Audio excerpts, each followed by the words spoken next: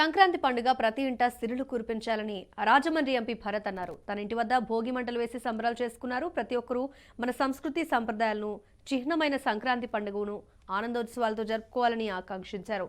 ఈ సందర్భంగా తెలుగు ప్రజలందరికీ ఎంపీ భరత్ సంక్రాంతి శుభాకాంక్షలు తెలియజేశారు.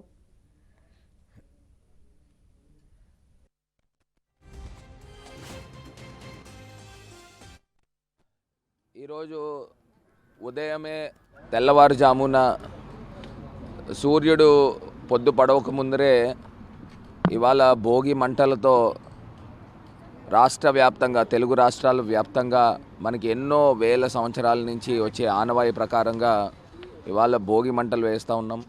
ఈ భోగి మంటల్లో మనం చేసిన తప్పులు కానీ పాపాలు కానీ ఈ భోగి మంటల్లో పోవాలి అని ఎన్నో వేల సంవత్సరాల నుంచి మనకు వచ్చే ఆనవాయి.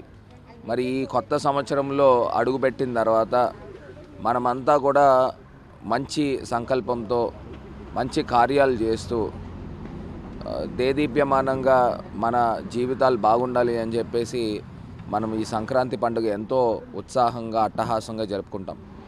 మరి భోగి రోజున ప్రజలందరూ కూడా భోగ భాగ్యాలతో ఉండాలి. మరి ప్రజలందరూ కూడా పిల్లల దగ్గర నుంచి పెద్దల దాకా మహిళల దాకా తెల్లవారుజామునే లెగిసి పూజలు చేసుకొని మరి ఇక్కడ వచ్చి భోగి మంటలు వేసి మరి పెద్దలకి పితృదేవతలకి తాత ముత్తాతలకి వీరందరికీ కూడా తర్పణాలు వదిలి ఒక పితృదేవతల్ని ఆహ్వానిస్తూ ఉంటారు. పితృదేవతల యొక్క ఆశీర్వాదం తీసుకుంటూ ఉంటారు.